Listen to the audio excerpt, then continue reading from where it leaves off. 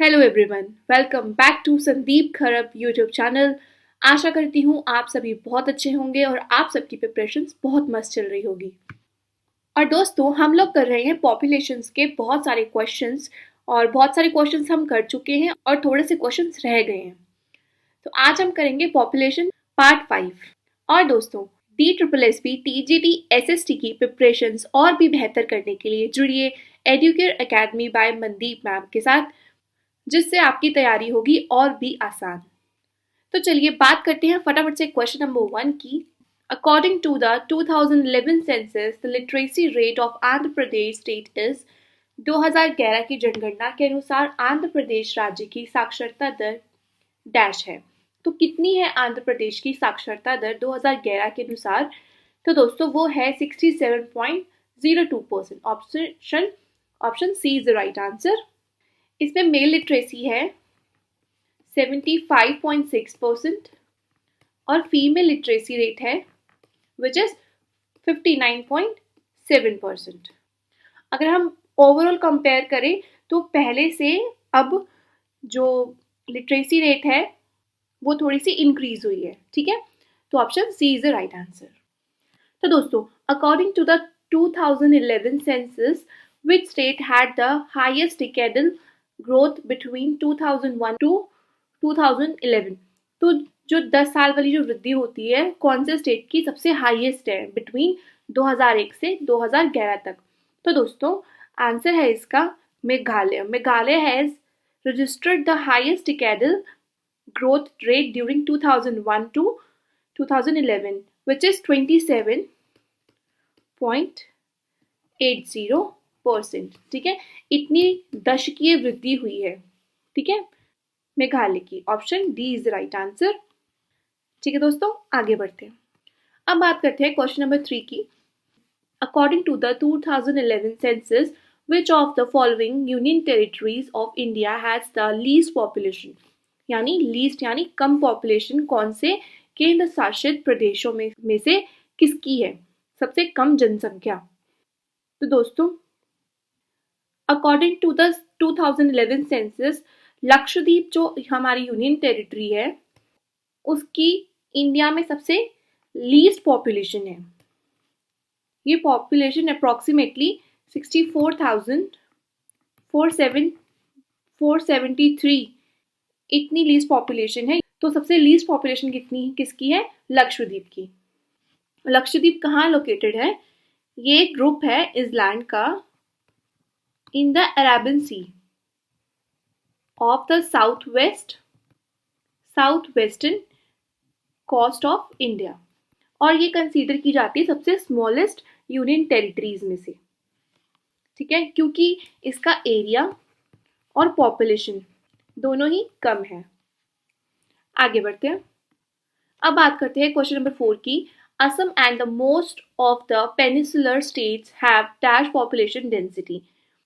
असम और अधिकांश प्रायद्वीपीय राज्यों में डैश जनसंख्या घनत्व है। तो दोस्तों प्रायद्वीपीय राज्य, ठीक है, तो ये यहाँ का क्या होगा?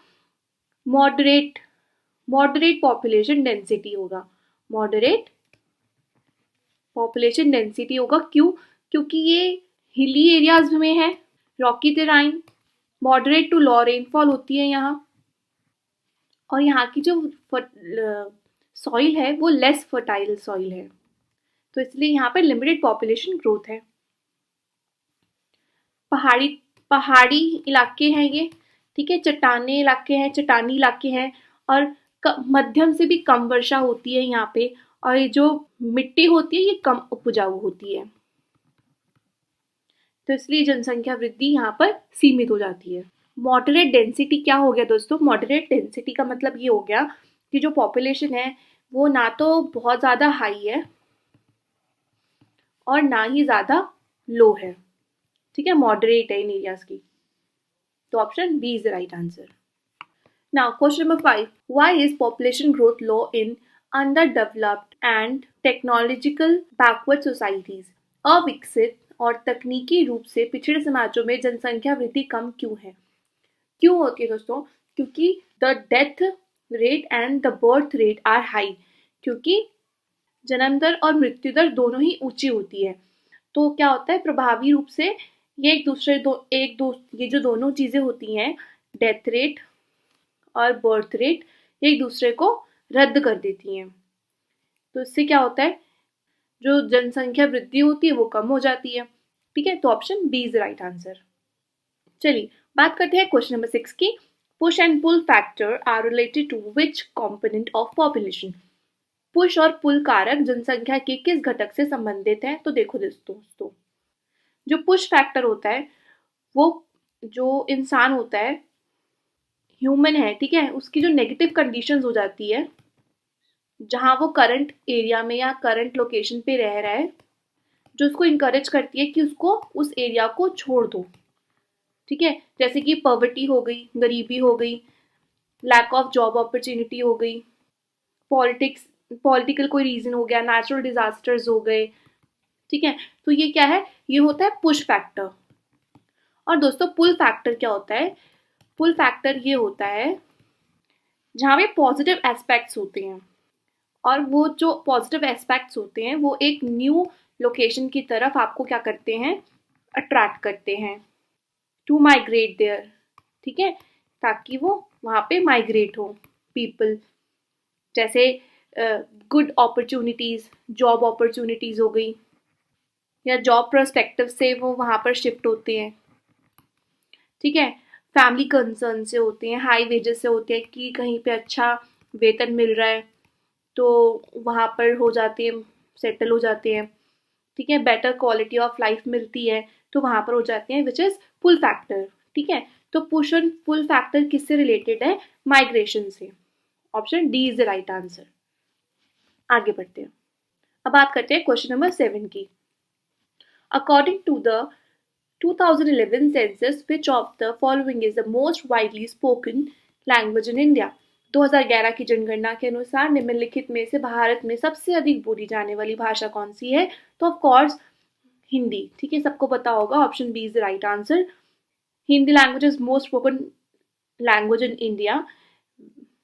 उसके स्पीकर्स कितने हैं हिंदी लैंग्वेज के? 52.83 करोड़, जो कि हिंदी स्पीक करते हैं। सेकेंड प्लेस आती है बंगाली की, और थर्ड प्लेस आती है मराठी की। ठीक है, इंडिया के परस्पेक्टिव से, तो option B is the right answer. Now question number 8। According to the 2011 census, which of the following states had the highest percentage of scheduled tribes in the country? तो दोस्तों 2011 की जनगणना के अनुसार निम्नलिखित में से किस राज्य में देश में अनुसूचित जनजातियों का प्रतिशत सबसे अधिक था? हाईएस्ट परसेंटेज बतानी है शेड्यूल्ड ट्राइब्स की। वो कौन से स्टेट से बिलोंग करती है? तो वो करती है दोस्तों मध्य प्रदेश से। Option B is right answer. Madhya Pradesh में highest percentage of scheduled tribes रहते हैं, which is 21.1% of the state population. और जो भिल ट्राइब है, ये लार्जेस्ट ट्राइब रहती है मध्य प्रदेश में, तो option B is the right answer. Question number 9। As per the coding convention of census of India, which digit code is used to represent state code? Bharat की जनगणना की कोडिंग परंपरा के अनुसार राज्य कोड को दर्शाने के लिए किस अंकीय कोड का उपयोग किया जाता है? तो स्टेट कोड होता है 2। Option D is the right answer. 2 digit unique, ये जियो कोड होता है, यानी कि स्टेट लेवल पर, तो option 2 is the right answer. Question number 10। According to the census 2011, which state has the highest literacy rate after Kerala? 2011 की जनगणना के अनुसार केरल के बाद सबसे अधिक साक्षरता दर किस राज्य की है? तो देखो, केरल की तो लिटरेसी रेट सबको पता है हाईएस्ट है, क्योंकि हमने 4 वीडियोस में देख चुके हैं कि सबसे ज़्यादा केरल की लिटरेसी रेट हाई है। ठीक है, तो उसके बाद कौन सी है? उसके बाद बात करते हैं हम मिजोरम की। मिजोरम की केरल के बाद लिटरेसी रेट हाई है। Mizoram had a literacy rate of 91.33% इन 2011। ठीक है दोस्तों, आगे बढ़ते हैं। चलो बात करते हैं फटाफट से क्वेश्चन नंबर 11 पर। As per census of India 2011, which of the following pairs of cities recorded the highest population. Bharat की जनगणना 2011 के अनुसार निम्नलिखित में से किस शहर के जोड़े में सबसे अधिक जनसंख्या दर्ज की गई? तो दोस्तों सबसे अधिक जनसंख्या दर्ज की गई थी दिल्ली और मुंबई में। Option C is the right answer according to census 2011। Mumbai सबसे ज़्यादा पॉपुलेटेड सिटी है, सबसे ज़्यादा पॉपुलेशन वाला है, उसके बाद Delhi. Delhi is the second most populated city in India. इस टॉपिक के बाद अगला टॉपिक हम कौन सा शुरू करें कमेंट में बताइएगा। आर्ट एंड कल्चर जिसके अंदर फेस्टिवल डांसेस और इंडियन ड्रेसेस आती हैं, या फिर बुक्स और ऑथर्स। कमेंट में बताइएगा, अगली वीडियो उस पर होगी। Question number 12, according to Malthusian theory of population. Malthusian सिद्धांत के अनुसार क्या है, ये पहले तो मैं ये बताती हूँ मालथ्यूजियम थ्योरी क्या है। देखो, जियोमेट्रिक रेशो में पॉपुलेशन जब इंक्रीज होती है, ठीक है, तो क्या होता है, जो फूड सप्लाई होता है वो भी इंक्रीज होना चाहिए, ठीक है, जो कि अर्थमेटिक रेशो में। तो इसी को मालथ्यूजियम थ्योरी कहा जाता है इन शॉर्ट में, कि जो खाद्य आपूर्ति है वो केवल रैखिक रूप से है। किससे है, यहाँ लिख देती हूँ, रैखिक रूप से, यानी कि जियोमेट्रिक प्रोग्रेशन से, ठीक है। तो इसमें क्या होता है, जिसके कारण क्या होता है, जो खदान होती है, खदान में कमी होना, जनसंख्या खदान उत्पादन से अधिक हो जाती है, तो क्या हो गया, फूड शॉर्टेज हो गया, ठीक है। तो यही बेसिकली स्टोरी है, इसकी थ्योरी है। तो देखते हैं इसका आंसर। देखो, यहाँ अर्थमेटिक आ गया, यहाँ हार्मोनिक मीन आ गया, यहाँ रेशो आ गया, ठीक है। तो ये है जो जियोमेट्रिक रेशो। तो option A is the right answer. जो पॉपुलेशन इंक्रीज होती है वो होनी चाहिए जियोमेट्रिक रेशो से, और जो फूड सप्लाई होती है उसको इंक्रीज करना चाहिए अर्थमेटिक रेशो से। तो option A is the right answer, कि ज्यामितीय अनुपात में बढ़ती है जनसंख्या और खाद्य आपूर्ति अंकगणित अनुपात में बढ़ती है, ठीक है। क्वेश्चन नंबर 13, मालथूजियन सिद्धांत निम्नलिखित में से किससे संबंधित है? तो अभी आप लोगों को बताया मैंने ये वाला आंसर, पॉपुलेशन से रिलेटेड है। Option D is right answer, कि संसाधनों की कमी के कारण हो सकता है, सामाजिक संकट भी हो सकता है, जनसंख्या वृद्धि हो जाती है और उत्पादन जो वृद्धि है उसके बीच में रिलेशन बताया गया है। Question number 14, as per the 2011 census, Hindi has retained its position as a predominant language spoken by about dash of the population। 2011 की जनगणना के अनुसार हिंदी ने लगभग डैश आबादी द्वारा बोली जाने वाली प्रमुख भाषा के रूप में अपना स्थान बरकरार रखा है। तो दोस्तों इसका आंसर है ऑप्शन नंबर बी, 43.63%। कंट्री के टोटल पॉपुलेशन का 43.63% लोग हिंदी भाषा को यूज करते हैं। और second most speaking language Bengali है, जो कि कितनी बोली जाती है, 9.72 करोड़ लोग बोलते हैं बंगाली अकॉर्डिंग टू यूएन। और पूरे वर्ल्ड में 6,809 लैंग्वेजेस है जो बोली जाती है। चलिए question number 15, according to the 2011 census which district of India is the most populated. Okay, 2011 की जनगणना के अनुसार भारत की कौन सा जिला सबसे अधिक जनसंख्या वाला है? तो दोस्तों सबसे अधिक जनसंख्या वाला जिला है वो है Maharashtra, Thane. Option D is the right answer. 2011 की सेंसस के according Thane, Maharashtra was the most populate district in India. इसकी पॉपुलेशन है 1.11 करोड़, ठीक है। थाने कहाँ पर लोकेटेड है? आउटसाइड ऑफ मुंबई, और ये किसके लिए जानी जाती है? सिटी ऑफ लेक्स के लिए भी जाना जाता है, बिकॉज इसके अंदर 30 से भी ज्यादा लेक्स हैं। तो option D is the right answer. Question number 16, literacy rate in India is measured after which age. तो देखो, लिटरेसी रेट इंडिया में कब मेजर की जाती है, कौन सी एज के बाद मेजर की जाती है? वो करी जाती है 7 ईयर्स के बाद। Option B is right answer. जो समझ के पढ़ और लिख सकते हैं उन लोगों को साक्षरता दर के अंदर काउंट किया जाता है। Question number 17. The percentage of Muslim in India according to the 2011 census. 2011 की जनगणना के अनुसार भारत में मुसलमानों का प्रतिशत कितना है? तो कितना है मुसलमानों का प्रतिशत 2011 की जनगणना के अनुसार? तो वो है 14.2%।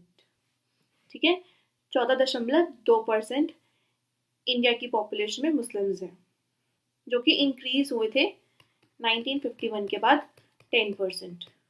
Question number 18.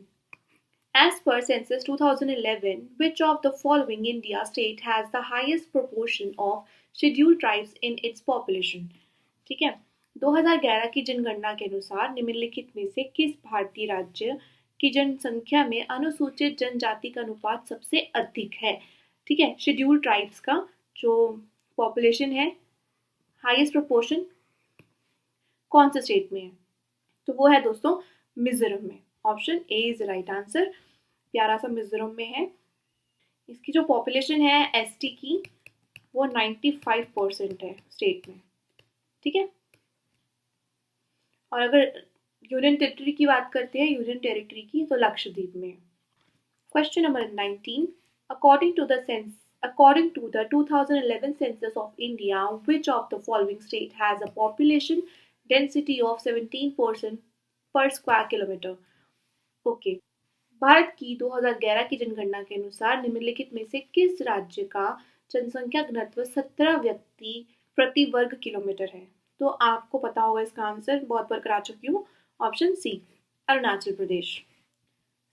17% है पर स्क्वायर किलोमीटर्स पर, जो कि इसको क्या बनाते हैं? Least densely populated state in the country.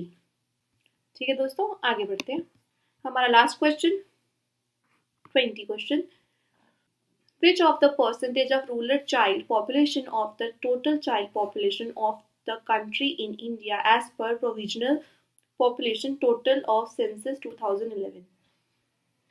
2011 की अंतरिम जनसंख्या योग के अनुसार भारत में देश की कुल बाल जनसंख्या में ग्रामीण बाल जनसंख्या का कितना प्रतिशत है? ठीक है, ग्रामीण बाल जनसंख्या का बताना है देश के कुल जनसंख्या में, कुल बाल जनसंख्या में। तो वो है दोस्तों 74.05%। Answer A is right answer according to the census 2011 के डेटा से। Option A is right answer. तो दोस्तों आई होप आप लोगों को क्वेश्चन समझ आए हो, और जल्दी मिलते हैं नेक्स्ट वीडियो के साथ। Thank you.